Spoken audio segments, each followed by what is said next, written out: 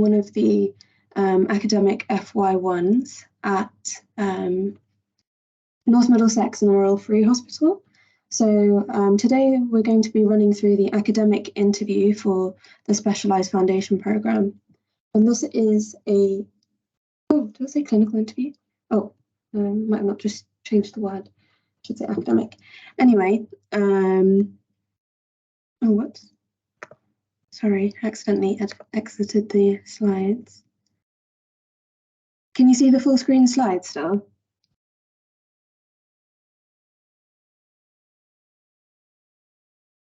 Yeah, we can still see your slides.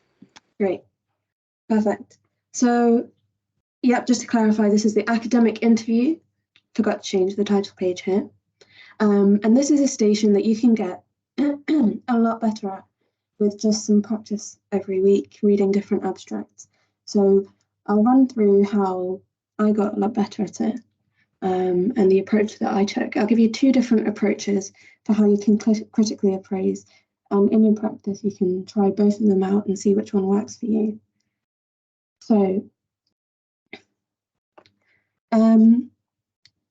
we'll run through a few things in this session, which is how to summarise an abstract, how to critically appraise it, how to identify biases and limitations, and how to give a conclusion and a judgment, and also the type of personal questions that you might be asked in the academic interview, because they tend to be asked, if they're asked at all, in the academic interview.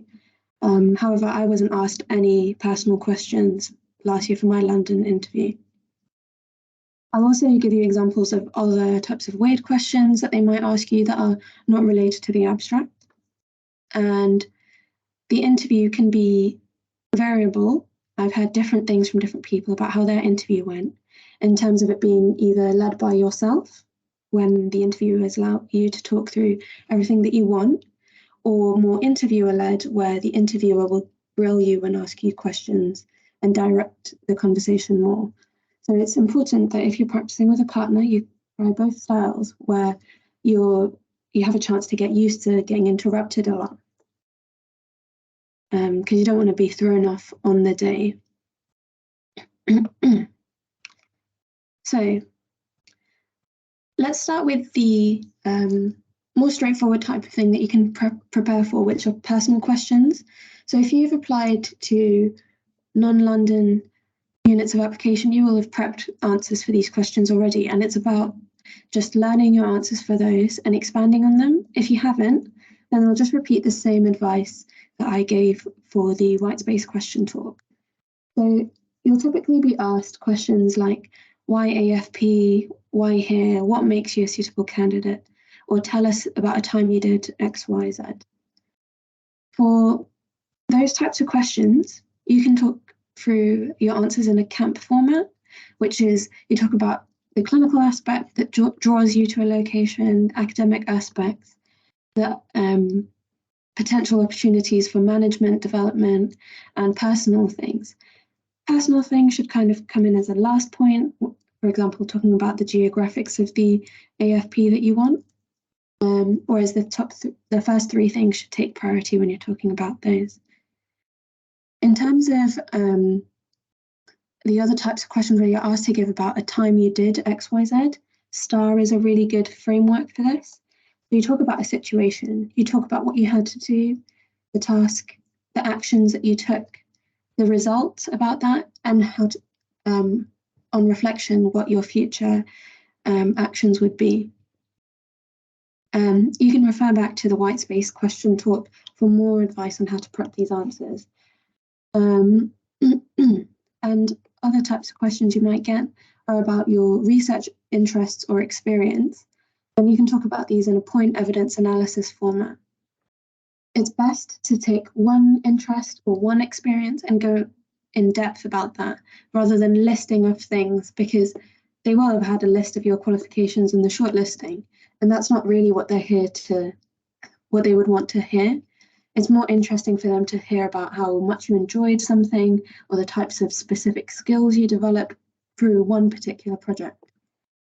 And like I said, you can always expand on white space questions answers if you did have them. In terms of the weird question types that I've heard about, some specialised units of application have asked questions like, what would you do if you were given a research budget of 10K? And you have to kind of think about what you could plan out with that. So a good way of thinking about how to answer this is thinking about the stages of development of a project. So in a research project, there's preparation, there's actually undertaking the project, and there can be refinement periods. So you have to think about allocating money to each of these stages. Another type of question that you might get is how you would design a study to investigate why. And this is where your knowledge about different study types comes in. So you have to think of an appropriate method that would investigate the relationship between those two variables. And if you have like a data set, would that mean that it would depend like whether your study would be observational or interventional, the type of study that you would do. And then another thing that they might ask is, tell us about an interesting paper you read recently.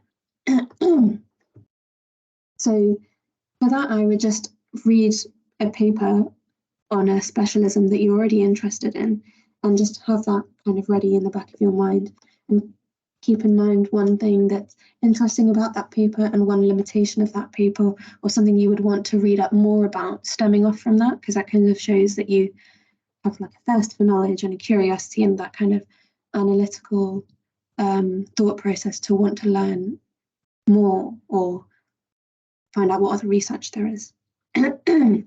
So personal questions and these other question types are more likely to be asked in non-London deaneries. The London deanery interview tends to be more about the critical appraisal. So the bulk of this talk now is going to be focusing mostly on the critical appraisal. Sorry, I have a cold, so I'm going to be clearing my throat a lot. So the London interview gives you 15 minutes total prep time to read both the clinical scenario and the academic abstract. So most people allocate 7.5 minutes for looking at the abstract. And then you'll have a 10-minute academic station with the interviewers. I know other deaneries give you longer prep time. I think one of them gives you 25 minutes. So just look at the deanery that you've applied to and see what the format of the interview will be. You'll be given an abstract, and if they're doing it in an online format, which I think they are still, you'll only get the abstract during the prep time. So any information you want to bring up when you're being interviewed, you'll need to jot it down on a piece of prep paper that you will be allowed to have during that 15 minutes and during the station. So the most common abstract types that you will be given are RCTs, randomized control trials, and that's because there's a lot of different types of bias and limitations that you can critique in there. You can also get reviews and meta-analyses. Observational studies are less common, so your cohort studies and your case controls, but you want to be able to critique all of these different types just in case. I know one of my friends for the London interview had an N of 1 study. I personally didn't prep and would have been fair off with. I think I had a cohort study rather than an RCT. And they typically choose articles from big journals like New England Journal of Medicine, BMJ, Lancet, Annals, and Nature. So practice primarily from these, but also other journals too, because they may give you a lower quality study. So critical appraisals are done in lots of different ways. The general structure to most critical appraisals is about looking at internal validity and external validity. Internal validity is the majority of your analysis, and that's going to be looking at what bias and limitations are there about the study, what faults are there about the study, how valid is the study, that's why it's called internal validity. And how does that affect the quality of the evidence offered by the study or the conclusions that you can draw? Whereas external validity is more about the generalizability of the study and your relevance to your patients. So does it matter? Can it be put into practice? Would it change practice? All of those fall under external validity. So I'll give you one approach that's quite thorough and systematic for working through any abstract. So there's this acronym that's kind of hard to remember, but QR, Peacock, Rambos, RP, FEC. Sounds like I swore, but anyway. QR is looking at the question that's being asked by the study and its relevance. Peacock is a summary of the study going through the population, intervention, controls, outcomes, and the key findings. And then Rambos is the acronym for the internal validity. So that's recruitment, allocation, maintenance, baseline, and blinding, outcomes, and statistical analyses. RP is about looking at external validity, and that's resources and populations. And then FEC is funding, ethics, and conclusions. I'll go through what each of these words mean in a bit more detail in a second. First, let's go through summarizing. So summarizing, you want to look at the question and see what they try to answer, and try and identify what the null hypothesis was. The relevance is, why did they ask that question? What problem is there to be solved? So is there significant morbidity or mortality coming from this condition? Would it improve quality of life? Or was it just a massive sample on a particular thing? Was it massive sample size? And then Peacock or PCOS is a way of summarizing the key things you should bullet point in a summary. I'll just show you one thing before we go through how to summarize. So in a summary, you might want to mention what type of trial it is, and that's because there's a hierarchy of evidence in academia. What sits at the top are systematic reviews and meta-analyses, and that's because they're compiled of many different studies, and it's supposed to be an unbiased overview of the evidence for a particular thing. Randomized control trials come after that because they're interventional, and therefore they can show causality and reversibility, and I'll go through the Bradford-Hill criteria for causality in a few slides. Then come our observational studies, like cohort studies, and then case controls come below that because of something called recall bias. Then come cross-sectional studies because they're only taken at one point in time rather than over a period of time. Then case reports and case studies because they tend to be on a singular person. And then mechanistic studies and expert opinions. So I'm going to give you an example of an abstract that you could get. And here I'm going to give you a couple of minutes to read it. And then I'd like somebody to try to summarize it. I'll show you a highlighted slide in just a minute if anyone is struggling. And then if we could have a volunteer.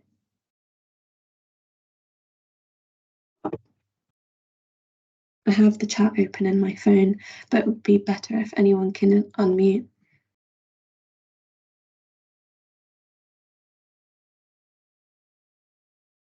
And just while you're reading it, what you want to do is pick out what P is, participants in this study, for making your summary. Pick out what I is, and then pick out what C is, the control or comparator, and then O for any outcomes, and then K for key findings, S is study type.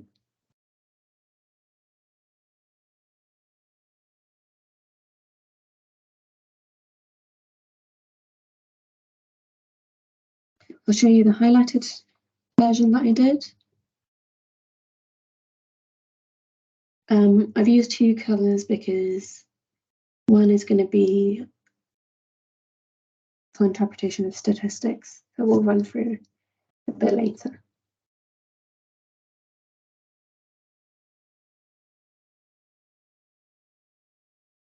Anyone feeling brave enough to give us a summary of what this study is about?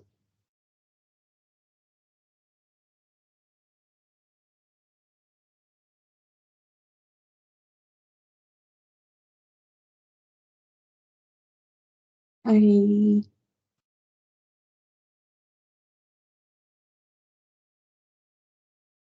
don't know if anyone's put their hand up or anything, because I can't see.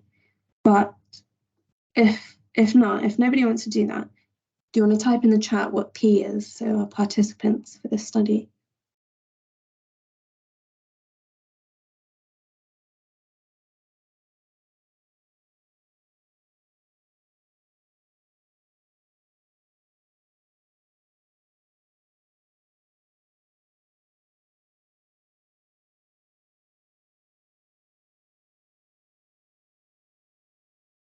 Anyone?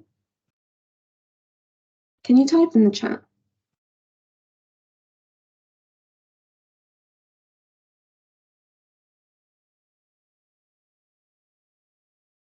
Perfect. There is 3,000 participants. Where and what were the participants?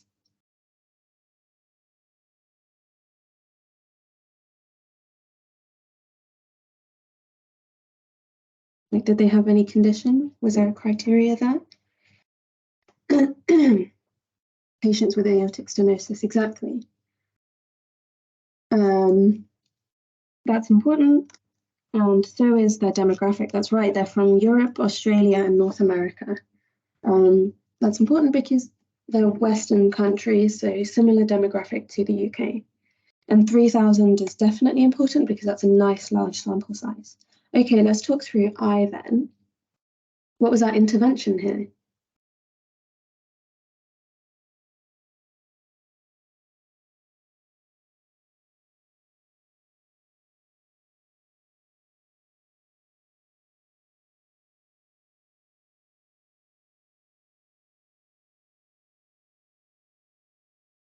Yeah, perfect. Somebody's put CEP, which is cerebral embolic protection. Even more specifically, it would be a TAVI, transcatheter aortic valve insertion or replacement, with CEP. And then the comparator is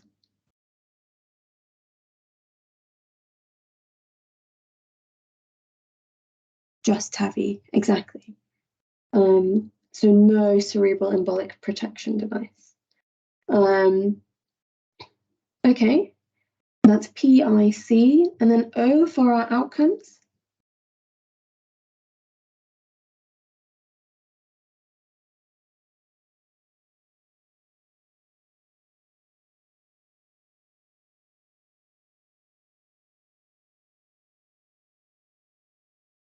Yeah, good. So you can see it says did not differ significantly. Don't really need to talk through the statistics in your summary, but you can see them there. There's no significant difference between the use of this device and without it. Okay.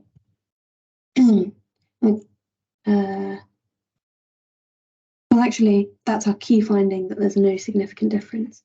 Our outcome would be incidence of stroke within 72 hours after TAVR. And they also have a secondary outcome here of disabling stroke. And then the key finding is incidence of stroke did not differ significantly. They do say that there is a difference in the percentage of disabling stroke, though.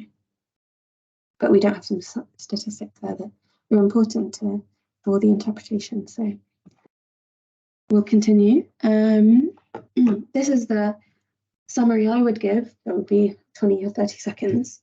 So this is a high-powered RCT in New England Journal of Medicine, examining if cerebral embolic protection can reduce incidence of stroke following TAVI. That's in it, they randomized approximately 1,500 patients each with aortic stenosis to a CEP group and 1,500 to a control without CEP, and they found it did not reduce incidence of stroke, but may reduce severity of disablement. You can see with different colors, I've highlighted the PICONS, and QR, which is the question and its relevance, is the very first sentence. So you might not be aware, but embolic strokes after TAVI, because all of the calcification from the aortic valve that gets pinged off into the arterial circulation can cause stroke. So it's a risk that they're trying to reduce it. So that's why it's an important question.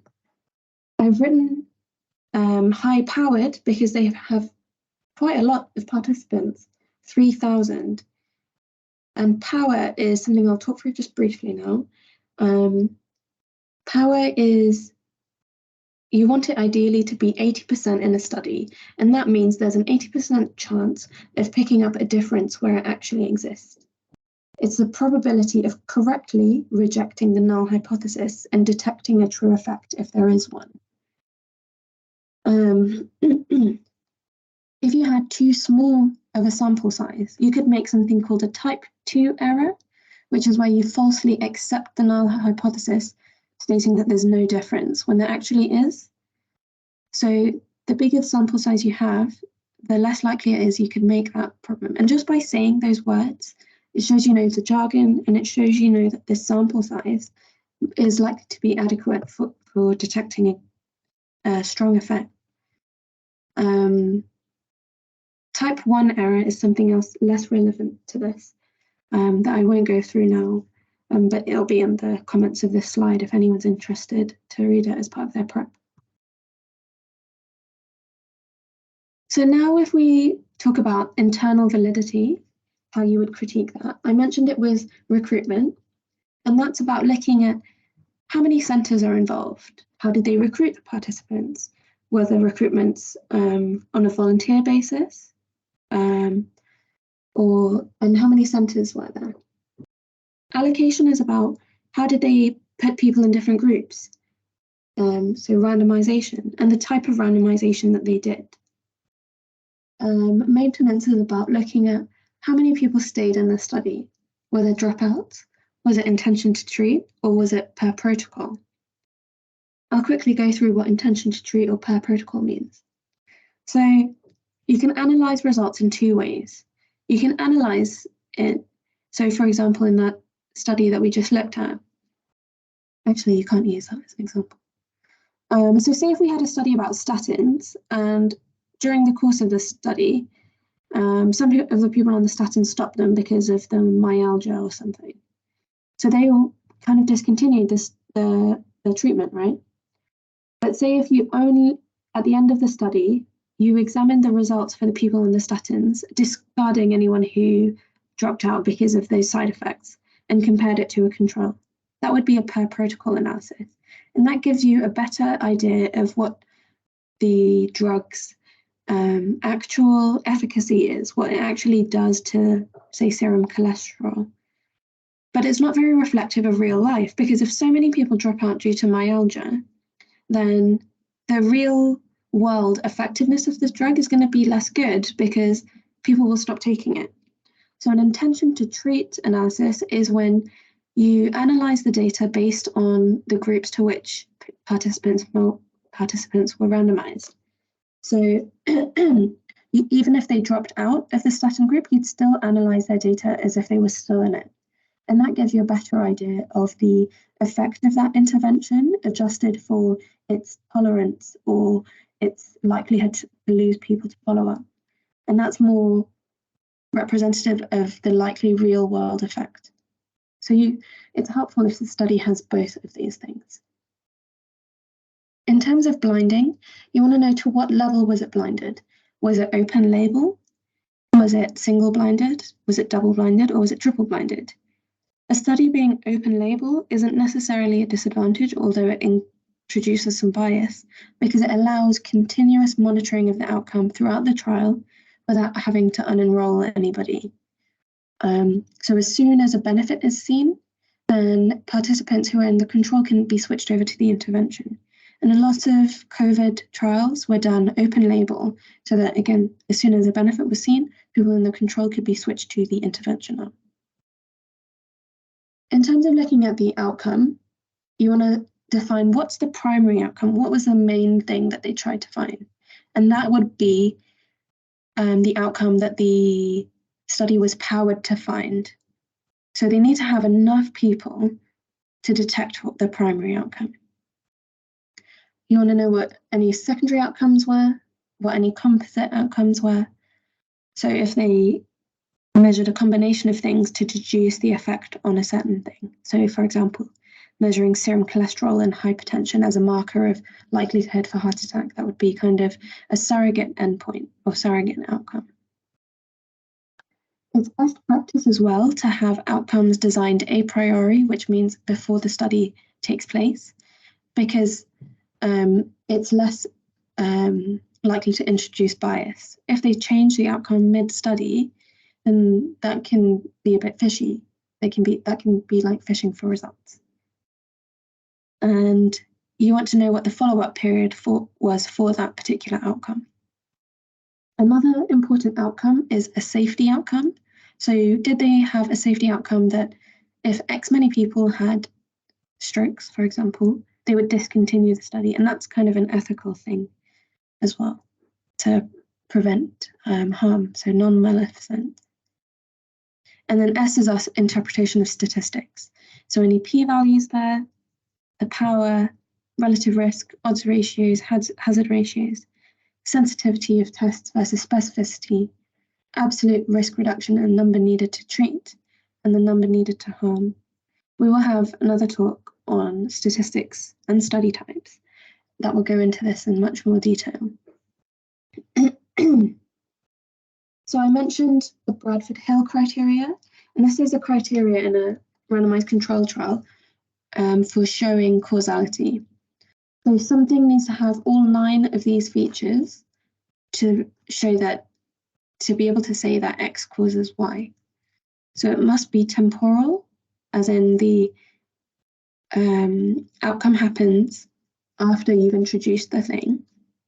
There must be a strength of association, so if you increase the dose of the statin, less likely to have a heart attack. Consistency, so you reproduce it in different locations and you get the same results. Plausibility, what is the mechanism for that drug working? Experiment, does removing the cause change the outcome? Coherence, does it make sense that that drug would have an effect like that? Dose response, is a higher level of the cause seen with a bigger effect on the outcome? Analogy is our previous example that's similar to the situation being explored. And then specificity, is a cause linked to one outcome rather than many? So if we come back to this study, let's work through Rambos, to critique the internal validity of this study. So I'll leave this up while we talk about recruitment now. So can anyone, I'll just answer some questions while people read this. We'll firstly talk about recruitment. So think about any problems you could think about here for recruitment. How do you know whether a study outcome was decided a priori? It will sometimes say it in the abstract. And clinical trials usually will have their primary outcome disclosed a priori. Clinical trials are also, by law, required to report the results even if they are negative and show no difference, like this one. If you had to choose between per protocol and intention to treat, what would you choose? Usually it would be best to have both of those analyses, but intention to treat, I think, is more applicable to the real world because it takes into account the tolerability and dropout rate of a particular intervention. What's the difference between relative risk, odds ratio, and hazard? So we'll talk about this more in the statistics talk that will come next. I'll go through briefly. Hazard ratio is about the the risk of something bad happening more. And in a hazard ratio and relative risk, you have the total numbers of participants in a group, like in the whole intervention group and in the whole control group. Whereas an odds ratio should really only be used when you don't know the total number of people, and that will be mostly case control studies. I actually gave another academic prep talk where we looked at a different abstract, and it was a randomized control trial, but they used odds ratio, which I thought was quite weird because in a randomized control trial, you have the total numbers of patients, so you should ideally be using relative risk. So when a study is using unusual statistics like that, it makes you wonder whether the odds ratio gave them more favorable data, and that's why they chose to report that instead. And that's kind of a critique you can raise if the statistics don't look appropriate to you. Okay, so any more questions, just put them in the chat. And any ideas about strengths or limitations that they did for the recruitment of this trial, please write them in the chat or unmute. It's easier if you unmute.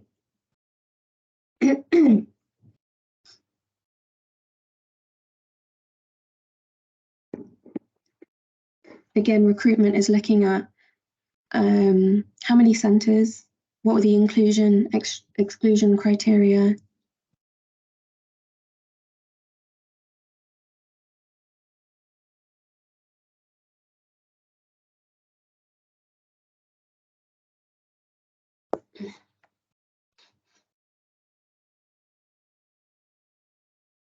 I can give it a shot. Yeah, go for it. So obviously there's got a large number of people and from North America, Europe and Australia, which means that it may be sort of largely representative, but you could argue more representative towards a westernized diet or lifestyle. So the results may be more applicable there. I've only just skimmed it, but I can't see any mention of how they recruited the patients. So they might have, if they just recruited patients from hospitals, then this may be a skewed sample size because it may be the more ill patients out of sort of the whole patient population, and there may have been, depending on how they recruited them, the healthier patients may be more likely to uptake in the study or less likely to uptake in the study. So there's not that much information, but in terms of size and variability, it looks fairly representative with limited sources of bias. Yeah, that's really good. So you've given strengths and limitations there, which is really good as well. And I think what separated me what got better with my prep for academic abstracts as I went through was about critiquing the actual medical knowledge, using my medical knowledge to critique. So what do we know about aortic stenosis? There are severities of it, and you have to have a certain, I think, like pressure across the valve to even qualify for a TAVI. So it would be interesting to know whether all these patients had the same severity of aortic stenosis, and whether they stratified the results in that way and made sure that, say, the pressure across the valve was about equal across the two groups, to eliminate any confounding factors between the two.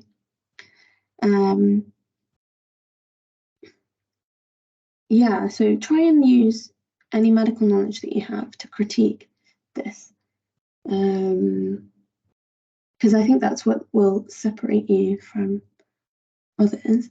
Now let's talk about, sorry, actually I had a couple more things to say about recruitment, and just trying to think.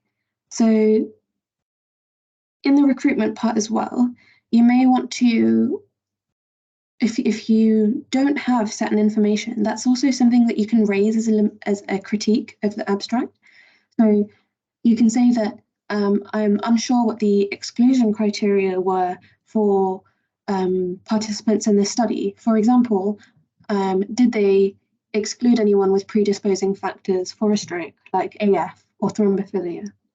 That would show that you've kind of thought about what other things could influence the outcome and said that you want to eliminate those. Okay, so let's critique the allocation now. So how were patients allocated to the two groups? And yeah.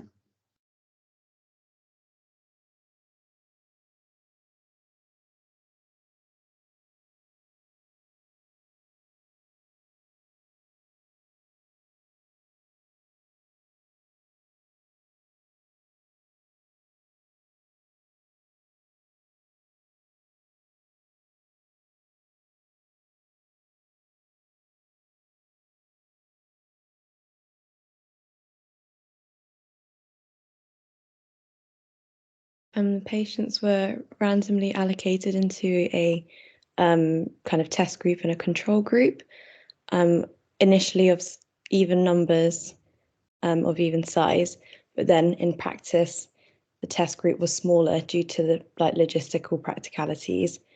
So only 94% of that group actually had a SEP device deployed.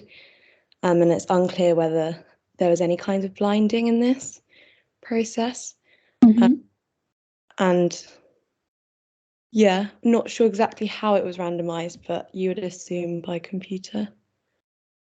Yeah, that's all good points.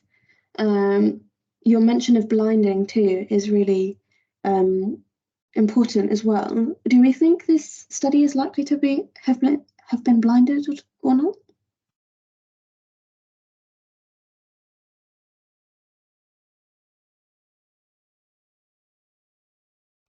I think it would be difficult to blind, because obviously the surgeon needs to know what procedure has been performed. Exactly. So at most, this could be made single blind.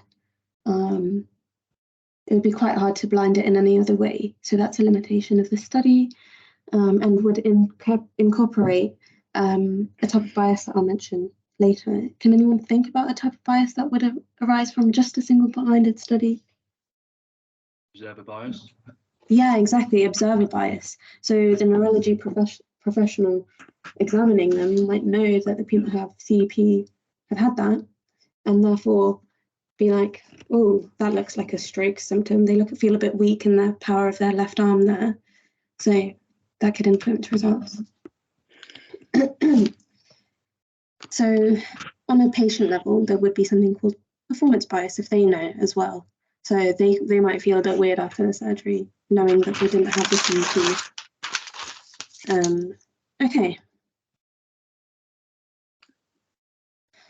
So one thing I wanted to say is that with randomization and randomized control trials, often later in the paper, they will have something like this, which is called a table of baseline demographics.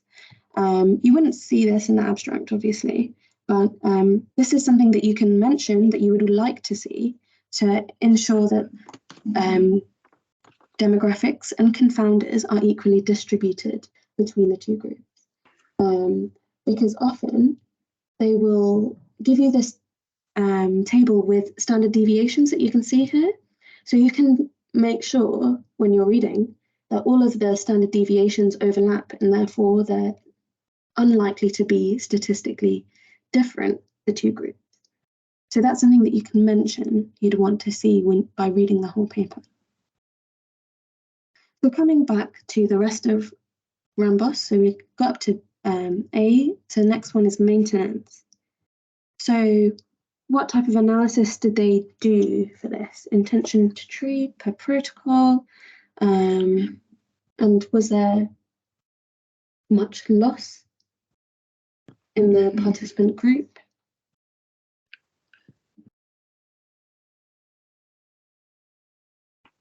Somebody's asked a question, what if surgery went wrong, i.e.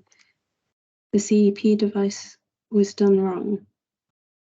I'm not sure what you mean by that question. Could you elaborate? Do you mean that as a limitation? Yeah, just like when they're analysing the results of the study, is there anything that tells them whether the cerebral protection actually worked? Right, yeah. So you want to know any ways that they had with monitoring if it was actually successfully implanted? Yeah, exactly. Like, yeah, you can say that. No difference. Like, how do they know? Yeah, I imagine there must be a way to visualize it, maybe on an MRI or something, but that's something that you can mention. They wouldn't do an MRI during the surgery, would they? No, but it would have to be like afterwards, I guess, to check that it's been implanted. They wouldn't be able to tell if the thing was actually working during the surgery, which is really the point of it. Yeah, that's right. Exactly. It's a good limitation to mention, I guess. Yeah.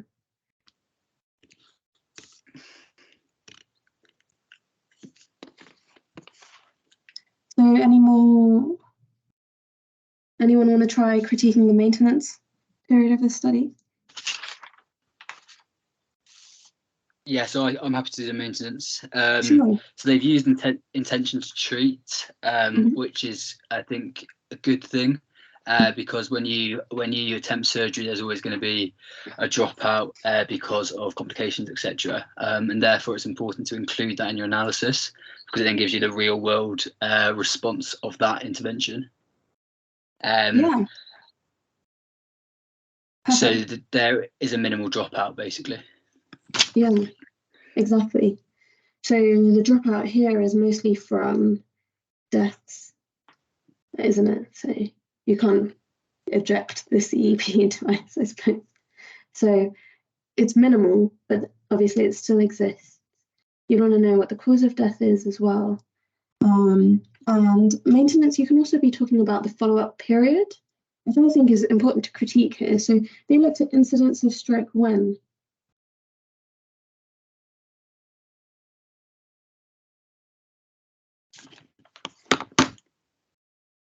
So they looked at it within 72 hours of TAVR.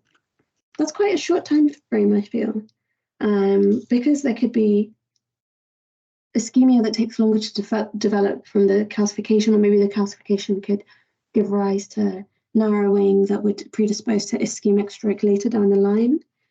And therefore, I think a follow-up period that's longer might have been more worthwhile.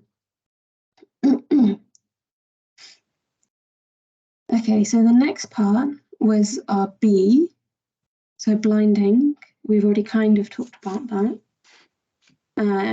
So was a neurology professional blinded to who had CEP or not? Because that would lead to a detection observation bias. And was the patient blinded? Because that would lead to a performance bias. Let's talk about outcome.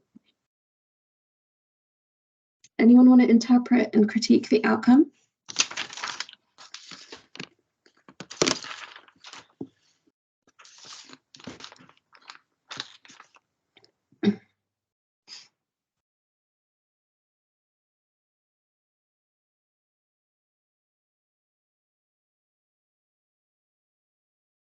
I can mention a few that I was thinking about. I think it's important that they've identified quite a few outcomes. I think it's important that they would justify within the study that these are the outcomes which are most important to the patients and that they have clinical relevance. Also, using an outcome which is sort of binary, i.e. did they have stroke, did they not have stroke, may overlook more nuances within the care. So of those that didn't have stroke, they may have had some sort of neurovascular or neurological deficit which wasn't picked up by the outcome of the study, which is an oversight. And then also I think the main one is the outcome is that, like, we don't know what happened to them after 72 hours. Yeah, that's really good. Another thing that I thought about here was, how did they measure stroke? Was it clinically, as in signs and symptoms, or was it radiologically, like evidence on MRI? Because it's obviously more sensitive to pick up strokes on MRI because you might have things that won't manifest as symptoms. And even if they did measure it by MRI, if there's radiological evidence but no deficits, then does it matter that they had a stroke? Because maybe it reduced the severity of the stroke in that way. Is that what they meant by there was less disabling stroke in the CEP group? You'd also want to know other adverse outcomes in the CEP group, like complications from the surgery, for example, failure of the device, like somebody mentioned, and whether they had safety endpoints. So any endpoint where they reached it, they would have to terminate the study, because that would kind of bring up an ethical question too. So now why don't we talk about the statistics?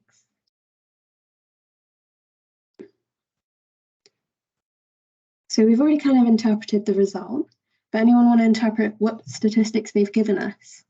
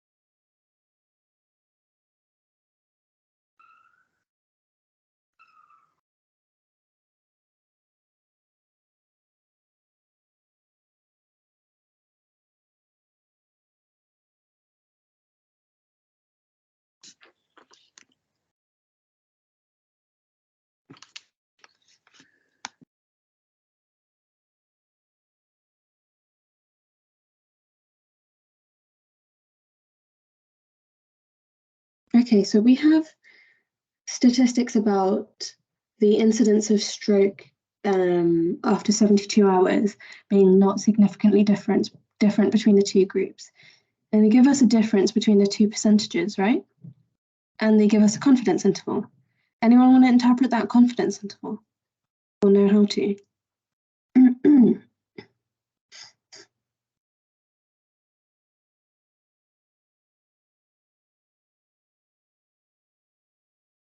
Yeah, and give it a go. Yeah. So are we talking about the P equals 0.3 here? Yeah, you can.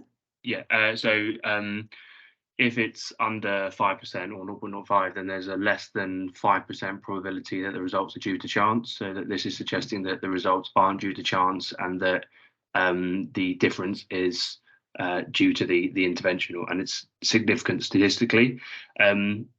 They've also got a lot of descriptive statistics with measures of central tendency, but I'd be interested to know if they did any tests if the data was normally distributed, or any and what statistical tests they actually used, and if those statistical tests were appropriate for the type of data they had. Yeah, that's good. Exactly. I just want to pick up on one thing you said about p-value. Did you say it was statistically significant? No, sorry, it's not. Yeah. Good. Sorry, Perfect. yeah, it's above 0.05. Yeah. Yeah, but it's above 0.05, therefore it doesn't pass our threshold for being statistically significant. And we can also interpret that confidence interval because it includes it includes 0. So you can see here that there's no difference. So when a confidence interval for like percentage difference here, percentage points difference, includes 0, that means there could also be 0% differences between the two groups. This is different to when you interpret it for relative risk or hazard ratio, because ratios are when you have the same number divided by itself, it equals 1. So if a confidence interval for a ratio includes 1, then it's not statistically significant. Does that make sense? I hope it makes sense. What statistics will give you this more. Yeah? What's the reason for why studies include both the confidence interval and the p-value? Is that something to comment on? Yeah, that's a really good question. I was just about to mention that. So this confidence interval, you can see it goes to minus 1.7. So that means that, okay, it's more weighted that the percentage of stroke is lower in the CEP group, but also there is 0.5% chance that there might be higher risk of strokes in the CEP group. So basically, if a confidence interval is weighted more one way, that kind of strengthens your argument that there is a negative or a positive effect. So if this confidence interval was -10 to -5, not only could you say it statistically significantly reduces the risk of stroke, but you would say it has a large effect too. And generally, the tighter the confidence interval, so if it was -9 to -8.9, you can be more sure of the effect. Does that make sense? Yeah, thank you. Cool. So another thing to comment on here is when they've talked about disabling stroke, they've given us percentages, but no confidence interval or p-values. So this is kind of like they're selectively giving you information. So it makes you wonder that the difference might not be significant for the disabling stroke bit as well. So you should also critique the lack of information that you might have as well. So let's talk about external validity now. So that's RP, part of our acronym. So the resource and population. So our resource here, you want to talk about these things. So does anyone want to comment about this CEP device as a resource in terms of its availability, its acceptability in terms of monitoring, follow-up, cost effectiveness, its comparison to a control, and its outcome?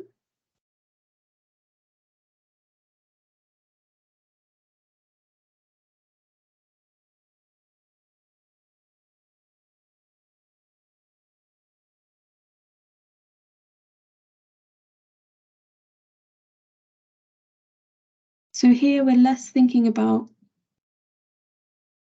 the study itself, but more about the intervention they used and whether it would be relevant to our use.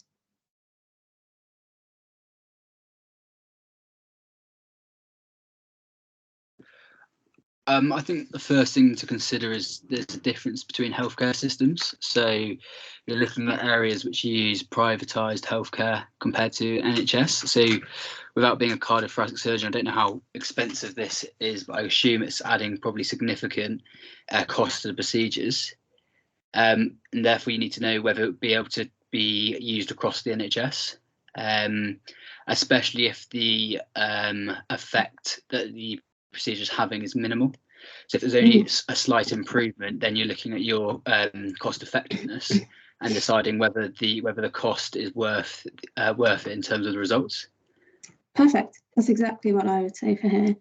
I would also just throw in a bit about, is it licensed to be used in the UK as well? Is it NICE approved? And in terms of its acceptability as a treatment, this is more for other interventions. So if a new drug requires frequent following up and frequent blood tests and has poor side effects, but gives you great outcomes in terms of cancer reoccurrence, is that acceptable to the patient in terms of their quality of life?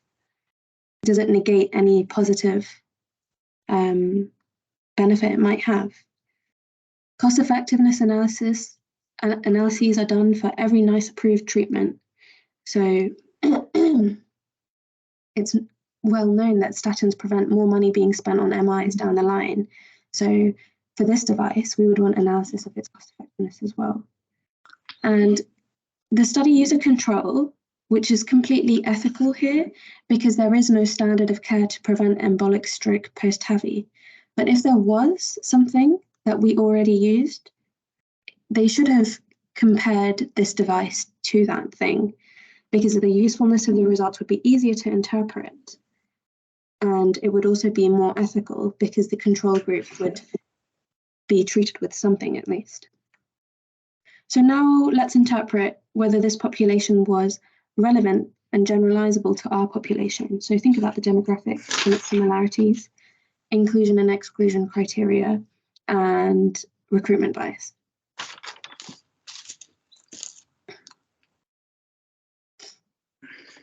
We've already kind of commented on this, so just someone, they could mention a few words. We don't know much about the inclusion and exclusion criteria. And I think it'd be interesting to explore the inclusion and exclusion criteria for the study, but also for the surgical intervention. So if patients had a ejection fraction below X, maybe then uneligible for this thing, and then that makes it less applicable to your patient group. With recruitment bias, I wonder if sort of subconsciously there's surgeons that were sort of suggested the patients what were suggesting those that think would do well from this intervention, and if the examiner or the researcher reflexivity was considered as a sort of a bit of a confounding factor. Yeah, that's perfect. That's pretty much almost what I had for this as well. Another thing to think about in inclusion and exclusion criteria is that too restrictive exclusion criteria can make a study that's too perfect for real life with patients that are not comorbid enough, like your population might be. But then again, too many confounders can make results hard to interpret too. So just as you said, you'd want to know what those inclusion and exclusion criteria were. Oh, my picture's covering up the thing a bit. But this is the device that they were talking about. So the last bit of your analysis is talking about funding, ethics, and conclusion. So funding is were there any conflicts of interest, pharma, universities, research institutes, and funding from pharma doesn't necessarily mean it's unethical, especially if it's registered as a clinical trial, because they'll have to report their findings either way. This study, I don't know if anyone picked up, was funded by Boston Scientific, who make this device. So there might be a conflict of interest there, and you'd want to mention that when you present your abstract. So I'll run through funding, ethics, and conclusions rather than. Actually, we can talk about if anyone has ideas about ethics. But let me just run through what you should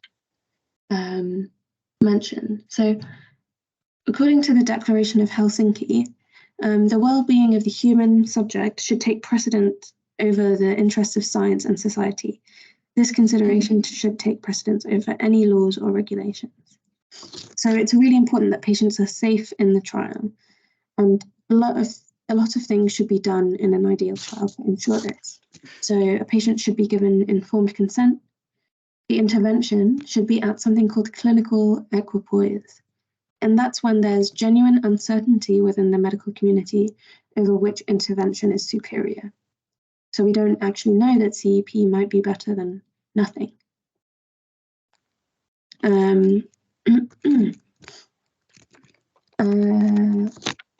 In terms of the prior evidence, you want to have like at least theoretical evidence that this intervention might work.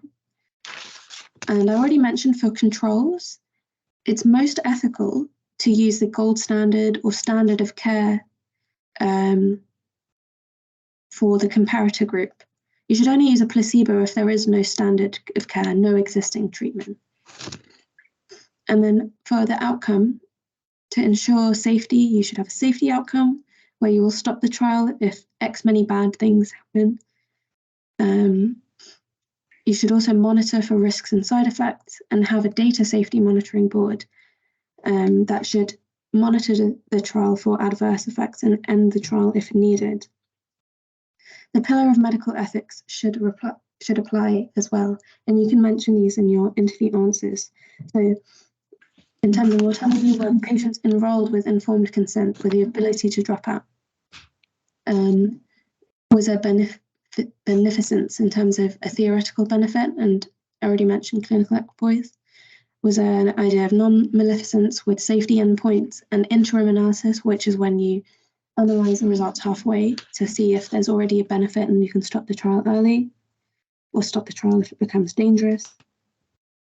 And in terms of justice, that would be being fair so as to offer the intervention to the control group as soon as a benefit is found. Okay, so for a conclusion of the study, you should say, you can use the following phrases. In conclusion, this study showed the main strengths are X, the main limitations are X, and I would want to know X, Y, Z more. You can give a sentence about whether or not this study would change your clinical practice, and they might even ask you this question. Usually you would not change your practice based on a singular study, and you can say that you would want to read the whole paper and you would want to see other studies that show the same thing with a different population, different control, or a longer follow-up period. And overall, you would most likely want a meta-analysis and a cost-effective analysis to be able to draw a more reliable, balanced conclusion. This is another approach that I'll include in these slides for anyone who doesn't really like that first approach for critical appraisals, because I feel like it can kind of get you in a mode where you'll just list things, and that's not really a good critical appraisal. You want to actually pick up on limitations. So talking about the design's pros and cons and biases applicable to that study type, you can talk about biases applicable to, oh yeah, I've already mentioned that.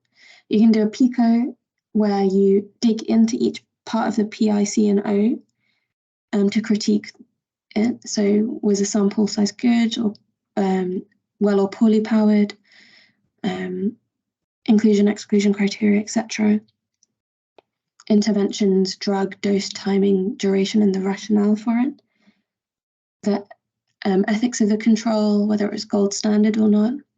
Outcomes, as we already mentioned, and analysis of the stats and design, and then finishing off with external validity and FEC. So try both approaches and see what works for you, because 7.5 minutes can be hard to prep every single bit. So you might find a shorter list of steps like this one is better for you. I just mentioned sources of bias in different types of study. So I've listed a few here, but we are going to have our next talk on statistics and study types, which I think will be really helpful for everybody to learn what kind of limitations you can bring up. So do come to that one as well. You can read this when I send out the slides, but I've just summarised a few different types of bias that you can think about. And for your prep, you will want to look at the London handbook if you're applying to London, because it's got an example clinical scenario and an example abstract. And start by prepping those, prep them again later in your practice once you've had some more time. And also read loads of different abstracts. How to Read a Paper is a book by Trisha Greenhall, and the first half of the paper breaks down into layman's terms about how to really critique an abstract, as in how to spot a limitation. And there's a YouTube series by Dr. Falaha, who is an ex-AFP, that's also very good and gives you a different way of structuring your critical appraisal. But the best thing you can do is practice with a friend. You can start off untimed and then progress to timed interview practice, where you do all of those things. So summarising an abstract, practicing all different types of studies. Also take time in your spare time to read abstracts slowly to pick out any real limitations, and practice being mean interviewers, but also stony-faced interviewers, so that you are ready for anything. So that's the end of the talk. Does anyone have any questions?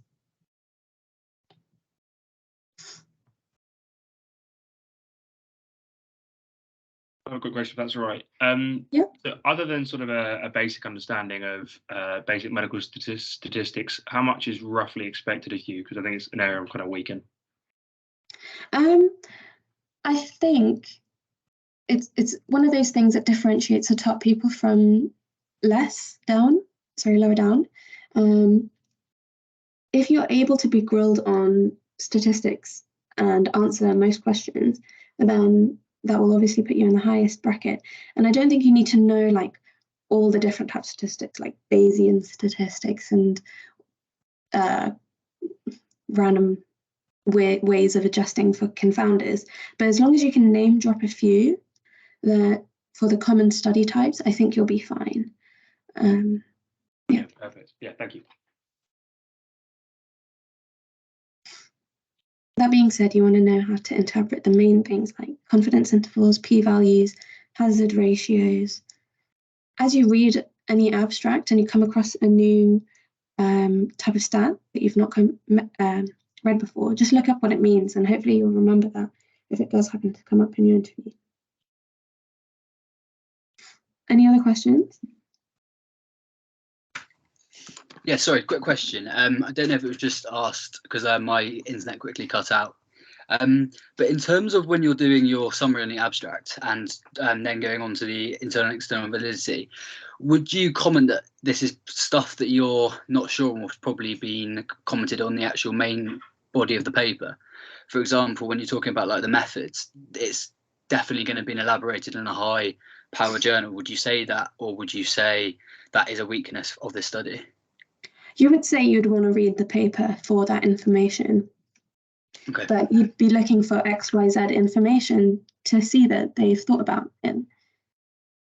So you would just kind of demonstrate what you'd be looking for. And knowing that it's published in the New England Journal of Medicine, you're right, it would likely be there, but you just want to show that that's what you were looking for. Okay, great, thank you. I just had a question about, you said about like practicing summarising in sort of like 20 to 30 seconds. Mm-hmm. So when you say that, do you mean just sort of going through the study type and then PICO and stopping there? Or in the interview, would you normally have the like 2 minutes to then also do strengths and limitations, or should you just wait to be asked that? So I think what I used to do is they would ask you to summarise the paper, and you would do that, not really going into any strengths and limitations, and then you would be like, would you like me to critically appraise this study?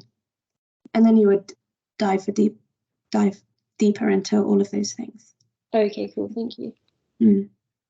Because summarising is a separate skill to kind of critically appraising. Any other questions?